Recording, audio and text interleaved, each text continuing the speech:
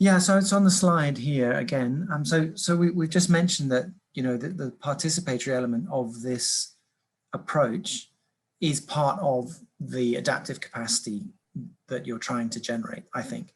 But having said that, from a practical point of view, and even an ethical point of view, there might be issues to consider in your particular contexts, which I know very little about. So for you, I wonder, you know, what are the limitations for doing participatory evaluation around the sorts of indicators that we're talking about: leadership, trust, social networks, knowledge integration, that kind of thing, on top of what you're already doing for monitoring and evaluation, like, you know, income, vaccinations of animals, et cetera, that we talked about last week. So what are the limitations of doing participatory evaluation? Or if you like, what are the barriers to that? And then how do you manage those? And then finally, having done participatory evaluation, clearly an important part of that is to feed it back into the system.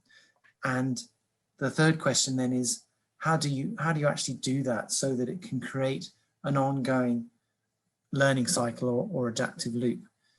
Because as I mentioned earlier, for us, particularly when you're working remotely and going and collecting data or information and then going away, feeding it back is quite difficult. So that's something for you to consider as well. I mean, this was really thinking about your specific snow leopard context and your own context that you're working in terms of the cultural and institutional settings and resources and remoteness and all that stuff. Because I think from Juliet and my perspective, Justine too, we'd just love to know whether you think, A, it's feasible to do this sort of evaluation around adaptive capacity and conservation conflict, and B, how you would do it, because we don't know. Great. Okay, thank you very much, James. Justine, do you want to just run us through the sort of technicalities of this? Sure. So I've put it in the chat, is the Mentimeter, how you can respond. So it'd be great if you could respond to those 3 questions through Mentimeter by clicking that first link. Don't cheat and look at the results straight away. We'll look at them together afterwards. So I think Ajay is setting up the breakout rooms. If they're ready, please. Yeah. Yes, I have tried to set them up and I'll be opening them. So we have 20 minutes for the discussion. And you will have a timer for the last 2 minutes, I think. So I'm just opening up the rooms. Thank you, Eddie.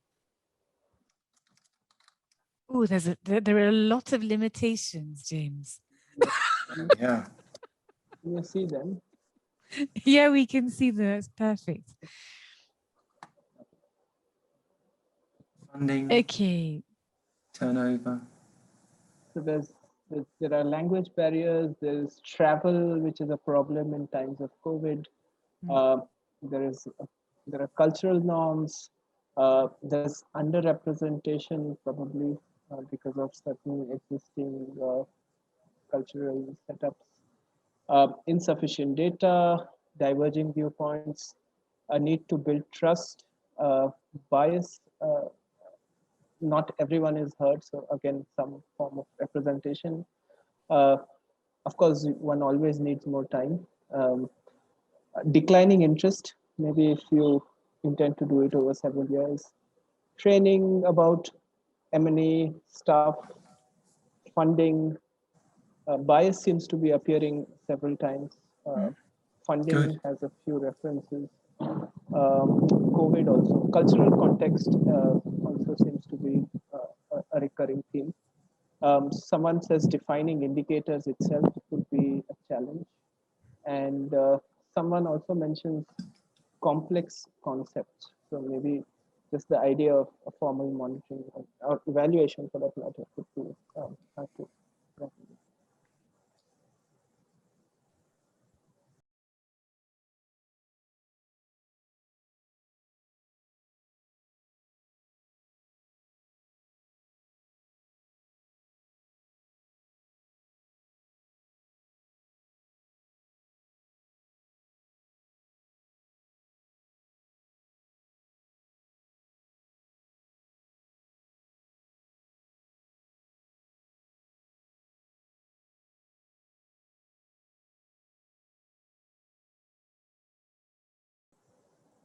James, how do you want to do this? Do you want to focus on one at a time, or have a discussion at the end with Yeah, everything? maybe we should do that. How's that? Otherwise, we'll have to go back anyway and revisit the first question. So maybe is that sensible?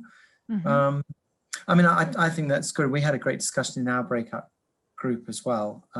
But one of the things that I didn't want to talk about earlier, but I'm glad someone's raised it, particularly in terms of the processes that we used for assessing adaptive capacity with those indicators, was positive response bias. In other words, in some cultural contexts, in Indonesia, for example, people want to say yes. They don't want to say no, and they don't want to disagree, and they find it very hard to blame anyone for anything, which of course ends up giving you a very positive story. And so it's very hard to actually dig deeper and figure out what's really going on.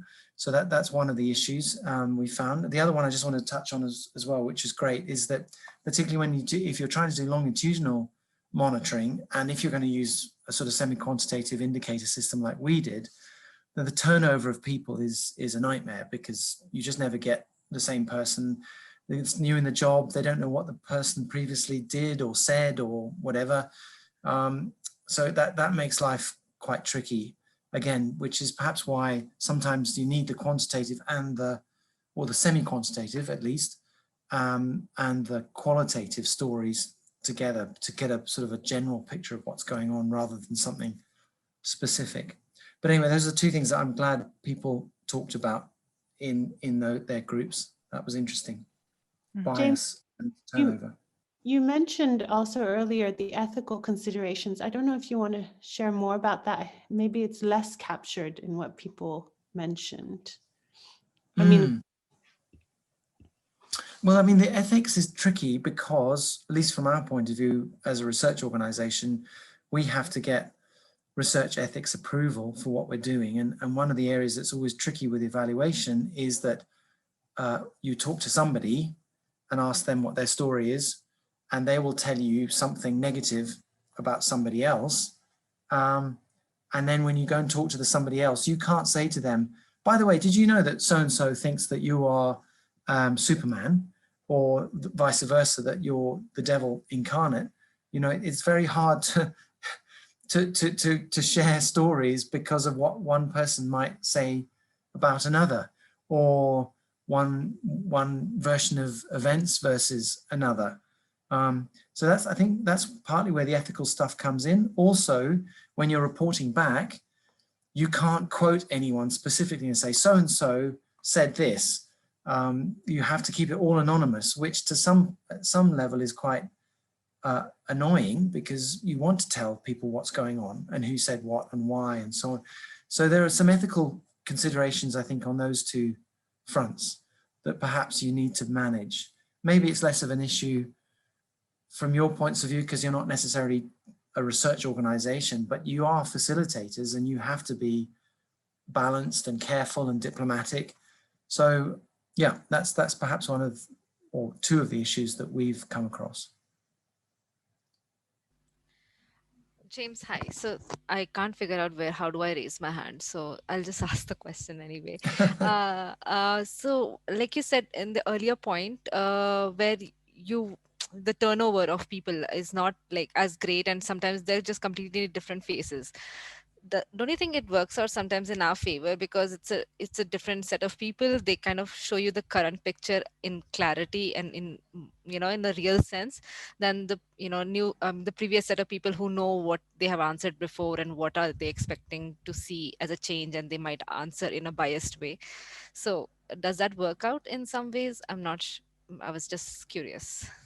Yeah, you're right. There's probably positives and negatives in some ways. And ultimately, if the bottom line is you're trying to enhance people's capacity or adaptive capacity by getting them involved in participatory evaluation, teaching them how to do it, teaching them how to reflect, does it really matter if they give a different score or they give a different story from the person before? Maybe the most important thing is that they're just involved and engaged and building their capacity as a new person in that system. So sometimes your donor might just have to be happy with the fact that you're just engaging somebody new, and they give a different story than their predecessor, but at least they're involved and they're adapting. So you're right. Maybe in the end, that's the bottom line. Right. Okay. Is that what you meant, Dipshika? Yes. Yes. Yes. Yeah. Thank Okay. you. Thanks, James. James, there was also something in our group which actually it seems has been picked up quite a bit as well in other groups. It's around the the fact that there might be bias in terms of not everyone being heard and underrepresentation of certain people, overrepresentation of others, and also these power relationships that are very much linked to that. So I wonder whether I could ask Rishi maybe to expand on that, because there's a nice example from him on that topic that maybe you could then discuss, James. Thanks, Juliet. You captured it quite well already. So basically what I was referring to is that when we are looking at participatory evaluations, then obviously sometimes people who are already higher up in the social strata, who already hold positions of power or influence, they can very naturally become your natural allies and take away a large chunk of what you're doing. So the voices which are already marginalized will not be heard. So that I saw could be a big limitation of a participatory process unless it's actively mitigated. That was one I was referring to. Yeah, Rishi, we discussed it in our group as well. Politics and power at that local level, particularly when you bring people together in a group, is always tricky, but you know that anyway. And I think, was it Janaki said, maybe the best thing we can do is make sure we're aware of these issues before we go in, rather than being shocked when we get there, and understanding the dynamics so that we can filter what's going on. We can't change it necessarily, but we can filter the results. I think if you're online, Janaki, I think that was what you said. Yes, that's what I said, James, that we can probably be the filter. That is, we can always hear two sides of this coin and sort of be the filter to remove or understand the context of politics. We don't always have to sort of change the dynamics or involve in it, but perhaps just observe it and take it into account.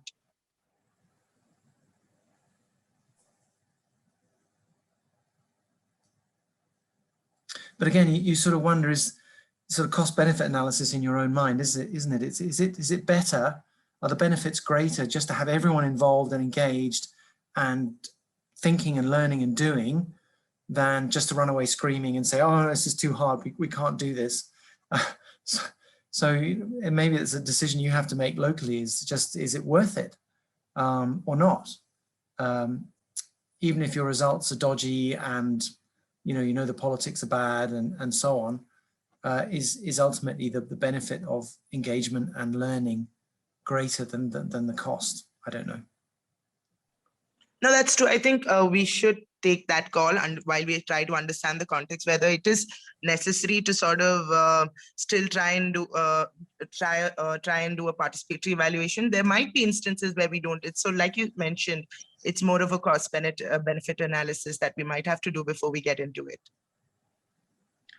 I think the one advantage of keeping your eyes and ears open, and once you figure out if there is some kind of power dynamics going on, it actually provides a great chance for sort of course correction and making sure that your results aren't biased. So that itself can help you figure out how you want to really go with the participatory evaluation process as such.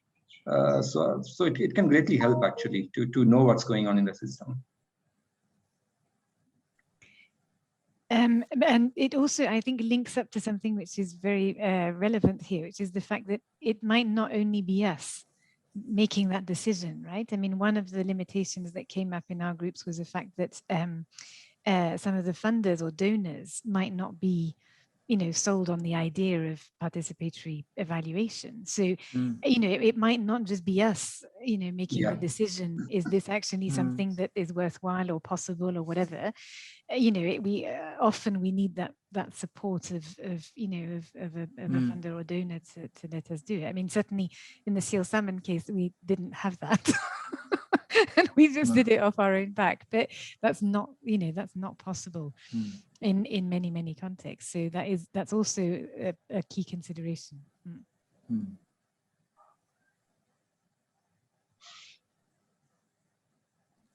Well, so maybe now that we're really down on the limitations, should we? Yeah, let's give we up. move? Should we move to all the suggestions on how to manage these limitations? No, no, no. Okay, good. Oh, good. There are quite a bit of suggestions here, which will make us all feel better about this. Although it's gone now. Ajay, Yeah, it's just refreshing because Ah, yeah, there it is. I hope. okay, super.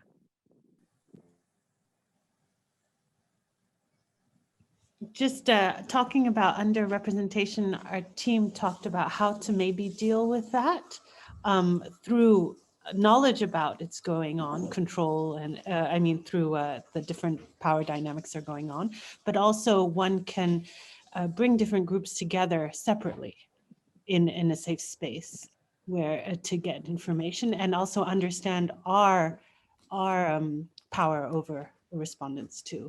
So it's not only within the community, it's also us as evaluators. And then trying to create safe spaces for sharing. That was one thing we discussed. I don't know if our team member, if she's still here, from Mongolia. Yes, because Justine, these seem to now be by breakout groups, right? Yeah, Kaliun, if you could share more. On what? Share? More about how to get information from different groups in the community. Or never mind. Don't worry, don't worry. I don't want to put you in the spot. I'm just nervous. Or maybe it was someone else in our group. And anyone in our group have anything else to share maybe about how to manage these limitations?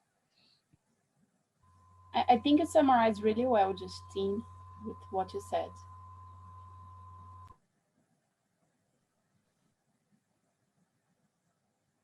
Okay, so well, if we're doing it per group, I wonder whether, Jen, you could maybe just go through what we discussed. I think with a green box. Yes, great. Yes, so our group basically said if we could build this in these indicators and this process into the planning process from the very beginning, then many of the limitations that we mentioned could be minimized. And again, considering who could be trained from the community in this whole M&E process to frame that and explain the process so that leaders could then be sharing that and providing support in the community, including in our training, perhaps people who are directly communicating with donors, so that that piece also could be, that limitation could also be supported, minimized. Long-term relationships with our communities, really we felt is one of the bonuses of how we work. Specifically, one of the limitations mentioned was that there are local monitoring systems already, and if we could figure out how to integrate this these indicators with the current monitoring processes and systems that are being done by local communities, the fact that we work with local communities for the long term and have these relationships allows us hopefully to already know what those systems are and to work together with the communities to try to integrate those. And one other thing that came from our community, our group, was that if we can be working with local leaders to be giving feedback, both to us and then to be working within the community. I think maybe Rishi could describe that one, or Juliet. I think I was trying to type during this, work with my limited space within Mentimeter. Yes, exactly. Jen had a limitation of the word count in Mentimeter. I think that the issue of the local leaders, their role in all of this, came from Rishi. So I don't know, Rishi, whether you want to expand on that. Yeah, that was particularly about the feedback loop and the feedback mechanism. So the point was that that if we build this into the system right from the scratch in the beginning, it can work great.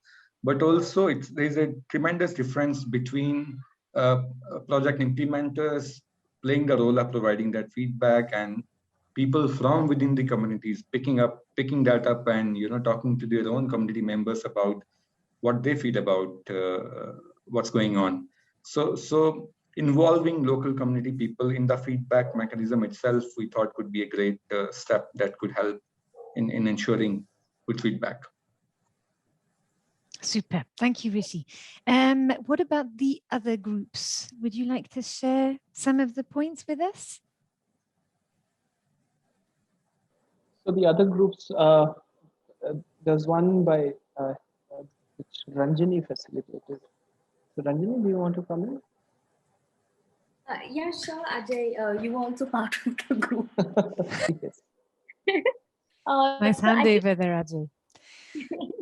I think most of it has actually been covered. Like a lot of it we said, which was planning right from the start. One of the things we also mentioned was make indicators based one on capacity or spending time in the local community to build trust, and that requires spend actual physical presence in the landscape, and also understanding the cultural context while we ask questions. Because one of the interesting examples someone said was like, while they were asking questions about water, for example, in related to a mining project, there was no way somebody would say the water is bad, because culturally you can't say anything bad about water, right? So, but if we didn't understand that context, it would have been very difficult to get, the quality of water, how water was perceived. So understanding the cultural context, and therefore frame questions or frame our interactions based on that, which can also come with spending time in that space. So I think I covered most of it. Ajay, did I miss out anything? Nadia? No, I think we've covered. Yeah, but that's a good point to reiterate the principle of presence that we speak about often. Mm-hmm. Yeah, the other groups were, I think, was one group which Justine was helping facilitate. Justine, would you want to, or someone from your group? So I think you've already covered that, Justine, right? Oh, I just mentioned one. Oh, you. But thank you, Ajay, for giving us a second chance to represent our group. I'm going to pass it to another member of our group to represent. So I don't know if Flavia, you're there, or Altanai, or Kalun, you guys want to come in and share any thoughts that weren't mentioned.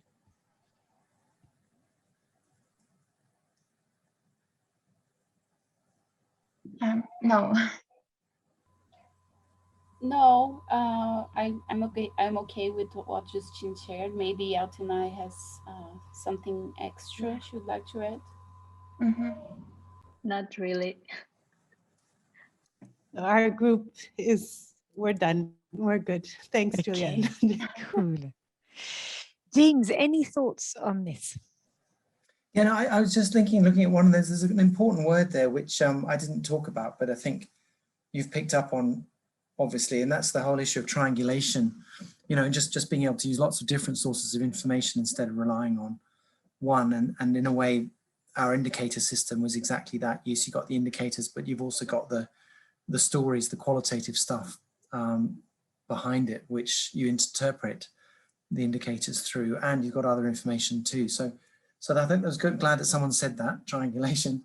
And the other thing I noticed, I'm not sure who put this in, but was using actually developing indicators as a participatory process before you do the evaluation. That's the red box on the right.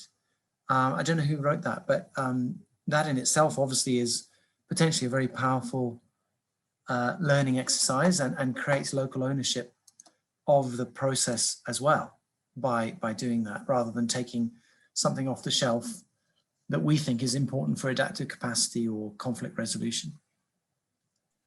And sorry, just linked to that, I'm sure the person who did add that will come in, but just linked to that, there was a very nice comment from Manvi in our first discussion. I don't know, Manvi, if you want to expand a little bit on that, on also integrating within those indicators some of the existing systems.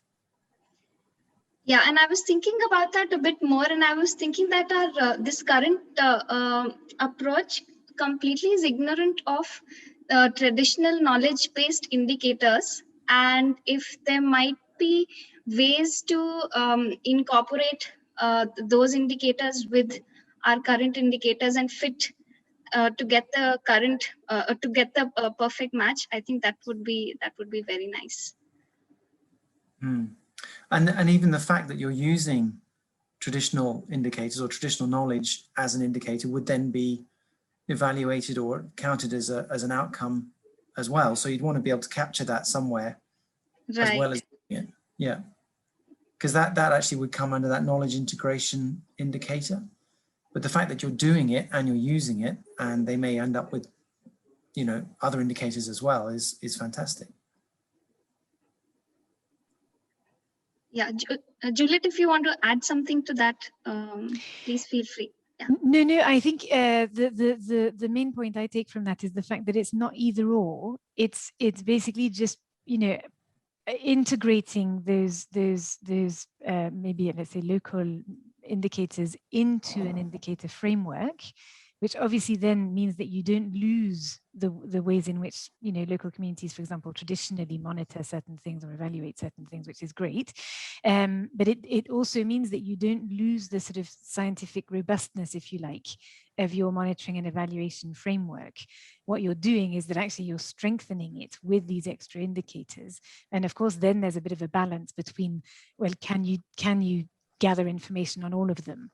But that's something that maybe you can do as well with the community. So maybe it's it's obviously more of an iterative process, but yeah, I think it's one that strengthens the actual monitoring and strengthens the trust building with the community. Yeah, right. Super. Should we move on to the third one? I realize time is getting ahead of us. Should we do that?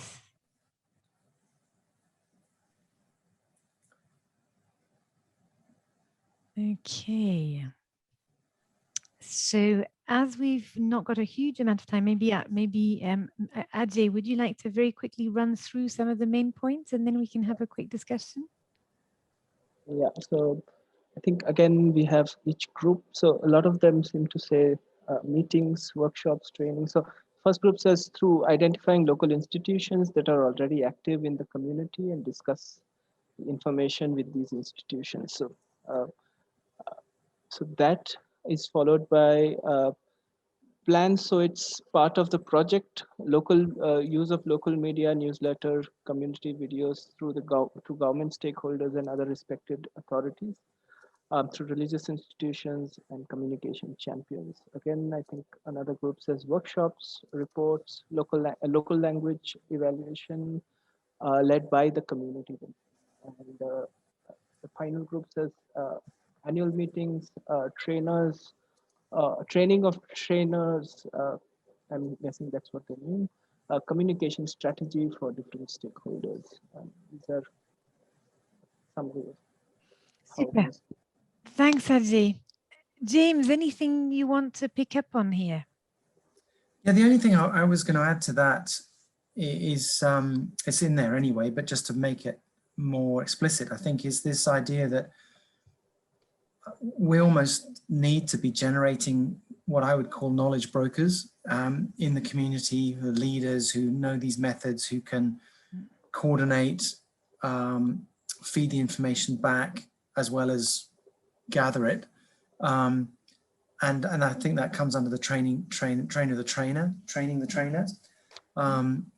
you know, which we've suddenly realized is incredibly important. And so we're designing this knowledge brokering training, as you may remember, to try and support people like that. And participatory evaluation is one of the skills that we think, well, we don't just think, we know, because they want it, they've requested it. It's one of the primary things that our brokers have asked for.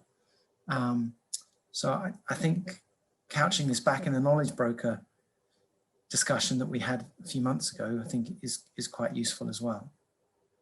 It's nice when it all comes together, James. Oh, yeah.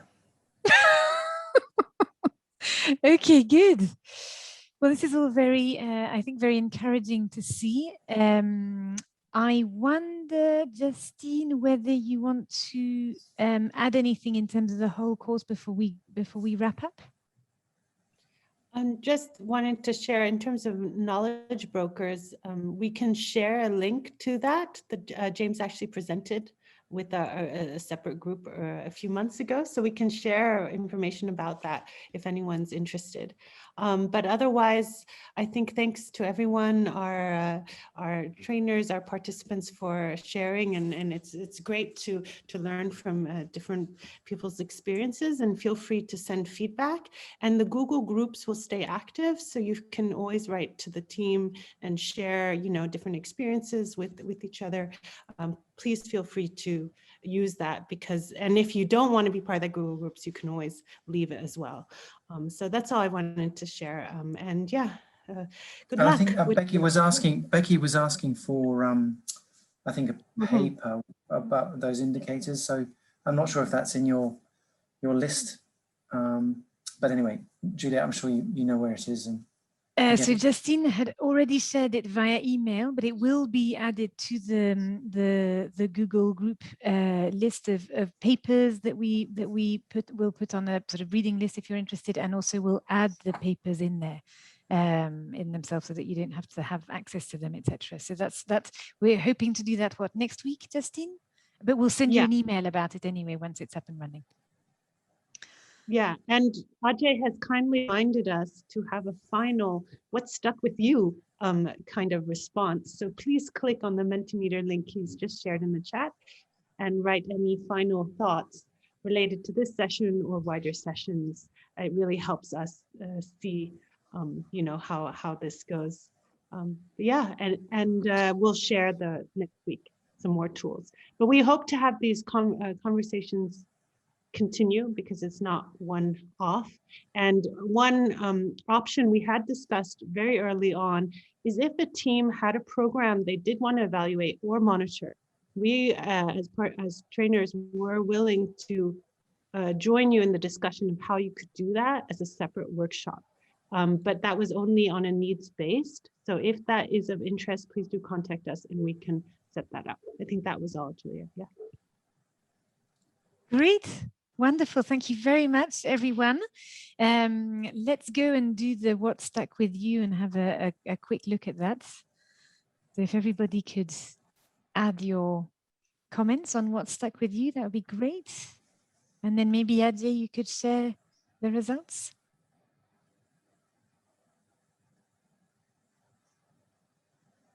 I am just doing that. There are a few responses.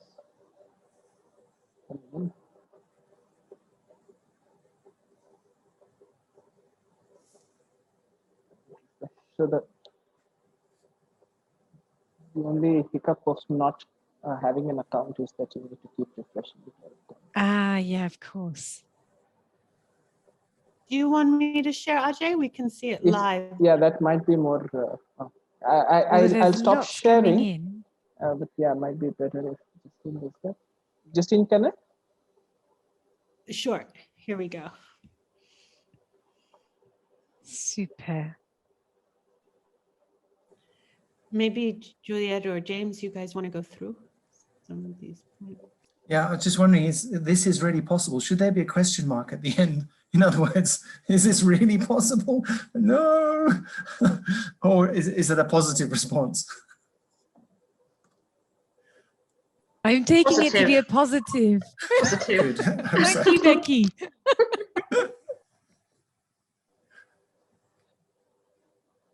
James, do you want to go through it? No, I think the learning loop, if that's coming out central, that's terrific, because I think in terms of just thinking about adaptive systems, no matter what you're doing or where you're doing, if you don't learn and feed that information back into the system, you don't adapt. End of story. So it's great that however you create that learning loop, whether you use indicators or our indicators or your own indicators or the community's indicators and the methods related to that, doesn't matter. As long as you're learning, that's great. Well, I think that's a very positive note to end on. So thank you very much again, James, for this session. It was really, really interesting and fun and useful, etc. And yes, thank you to all the trainers and facilitators and all of you for participating. And yes, hopefully we'll see you soon for another module. Oh, thank you for having me. Okay. Thank you. Bye, Bye-bye. Thank you everyone. very Okay. much. Thank you so much. Bye. Cheerio. Bye. Thanks. Bye.